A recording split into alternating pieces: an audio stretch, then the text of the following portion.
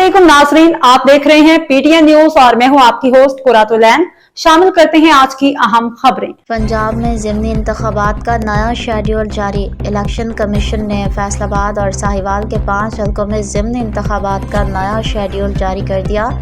तर्जुमान election commissioner Punjab के मुताबिक फैसलाबाद और साहिवाल के 5 हलकों में ज़िमनी इंतखाबात 23 नवंबर को होंगे। NA 96, NA 104, NA 143, PP 98 और PP 203 में पोलिंग होगी। रिटर्निंग ऑफिसर्स के फैसलों के खिलाफ अपीलों की आखिरी तारीख 24 अक्टूबर मुकर्रर की गई है। अपीलेट ट्रिब्यूनल अपीलों पर फैसला 31 अक्टूबर तक करेगा।